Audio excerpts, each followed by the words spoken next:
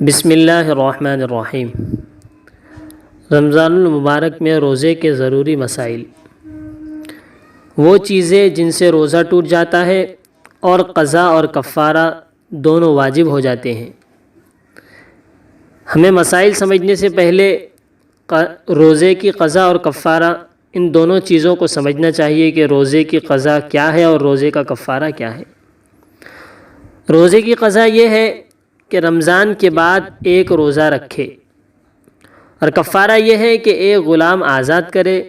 موجودہ دور میں غلام کا کوئی رواج موجود نہیں ہے، البتہ اگر ہو سکے تو مسلسل 2 ماہ کے روزے رکھے جس کے درمیان میں رمضان المبارک نہ ہو، یعنی 2 مہینے کے روزے لگاتار رکھے، ایک روزہ بھی ہمارا چوکنے نہ پائے، چھوٹنے نہ پائے۔ اگر ایک روزہ بھی چھوٹے گا تو حکم یہ ہے کہ از سر نو، یعنی پہلے سے ہمیں 2 مہینے کے روزے گننے ہوں گے، یعنی 2 مہینے کے روزے پھر سے رکھنے ہوں گے۔ اور اگر کوئی اس کی طاقت، اس کی استطاعت نہیں رکھتا ہے تو پھر اس کا حکم یہ ہے کہ 60 مسکینوں کو 2 وقت پیٹ بھر کر ہم کھانا کھلائے، یا 60 مسکینوں میں ہر مسکین کو ایک صدقہ فطر دے دے، یہ بھی ممکن ہے۔ اور اگر یہ ممکن نہ ہو تو ایک ہی مسکین کو 60 دن تک 2 وقت کا پیٹ بھر کر کھانا کھلا دے تو یہ ہمارا روزے کا کفارہ ادا ہو جائے گا۔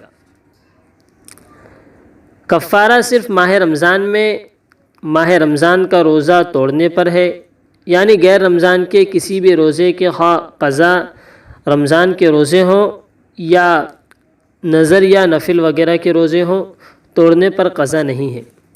اب آئیے کہ کن چیزوں سے روزے کی قضا اور کفارہ دونوں واجب ہو جاتے ہیں، ان کو ہم بیان کرتے ہیں۔ نمبر 1، جان بوجھ کر بطور غذا، یعنی غذا کے طور پر یا دوا کے طور پر کسی چیز کا کھانا یا پینا۔ جان بوجھ کر آدمی خود سے یہ کر رہا ہے تو ایسا شخص روزے کی قضا بھی کرے گا اور کفارہ بھی دے گا۔ نمبر 2، جنسی تعلقات قائم کرنا۔ میاں بیوی کے جو جنسی تعلقات ہوتے ہیں، ایسے تعلق قائم کرنے سے بھی روزے کی قضا اور کفارہ دونوں واجب ہو جاتے ہیں۔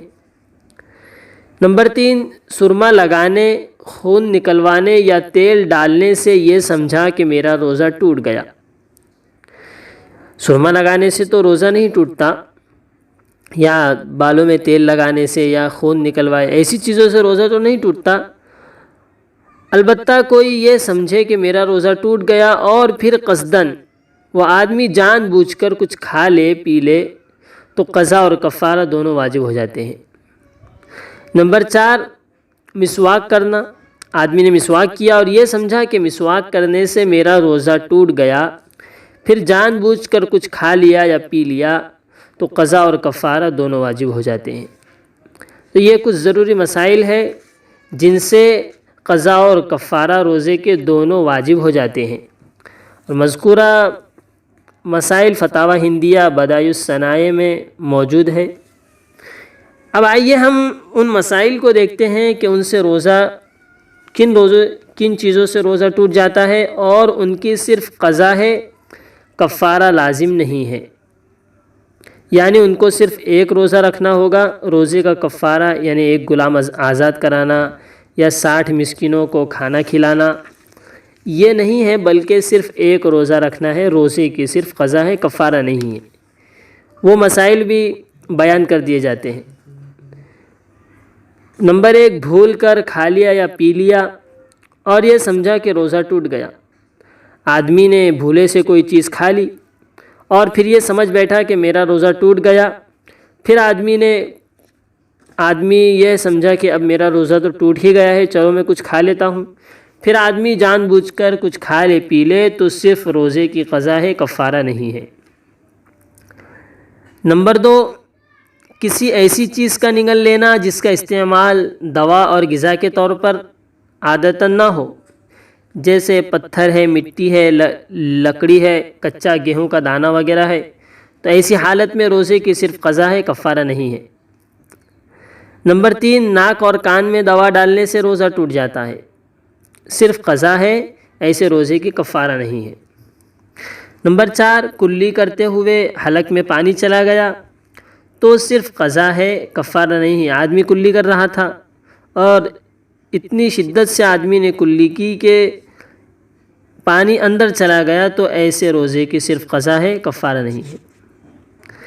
ناک میں پانی لیا اور اندر چلا گیا تو روزہ ٹوٹ جاتا ہے، اس سے صرف قضا ہے، کفارہ نہیں ہے۔ نمبر 6، دن باقی تھا، ابھی روزے کا وقت باقی تھا، مگر غلط فہمی سے آدمی یہ سمجھا کہ آفتاب غروب ہو گیا ہے اور روزہ افطار کر لیا، تو ایسی حالت میں بھی روزہ ٹوٹ جائے گا، صرف قضا ہے، کفارہ نہیں ہے۔ نمبر 7، عورت کا بوسہ لینے یا اسے چھونے سے آدمی کو انزال ہو گیا تو ایسی حالت میں بھی روزہ ٹوٹ جاتا ہے۔ اگر آدمی کو انزال ہو گیا تو روزہ ٹوٹ جاتا ہے، اس پر صرف قضا ہے، کفارہ نہیں ہے۔ نمبر 8، دانتوں سے خون نکلا اور اگر وہ خون تھوک کے برابر ہے یا اس سے زیادہ ہے اور اسے نگل لیا تو صرف قضا ہے، کفارہ نہیں ہے، اور اگر وہ خون تھوک سے کم ہے تو روزہ فاسد نہ ہوگا۔ نمبر 9، دانتوں میں اٹکی ہوئی چیز اگر چنے کے برابر ہے یا اس سے زیادہ ہے اور اسے منہ سے نکالے بغیر نگل لیا تو صرف قضا ہے، ایسے روزے کی کفارہ نہیں ہے، اور اگر وہ چیز چنے کی مقدار سے کم ہو تو روزہ فاسد نہ ہوگا، اس کا روزہ نہیں ٹوٹے گا، اور اگر منہ سے باہر نکال کر کھائے تو خواہ چنے کی مقدار ہو یا اس سے کم یا زیادہ ہو، ہر حال میں روزہ فاسد ہو جائے گا، ہر حال میں روزہ ٹوٹ جائے گا۔ اور ایک آخری مسئلہ یہ بھی ہے کہ اگر دھواں عود کا ہو یا اگربتی ہو یا جو بھی ہو، لوبان ہو یا کسی اور چیز کا ہو، تو جان بوجھ کر حلق میں داخل کیا، یعنی آدمی اس کو حلق کے ذریعے سے جان بوجھ کر اس کو پیٹ کے اندر لے جانے کی کوشش کی اور وہ اندر چلا گیا تو ایسی حالت میں بھی روزہ ٹوٹ جائے گا۔ اللہ تعالی ہمیں روزوں کی حفاظت کرنے کی توفیق نصیب فرمائے، اور یہ مذکورہ مسائل نور الاضاء فتاوی ہندیہ اور مختصر قدوری میں بھی موجود ہے۔ اللہ تعالی ہمیں عمل کی توفیق نصیب فرمائے، آمین۔ فجزاکم اللہ خیرا و احسن الجزاء۔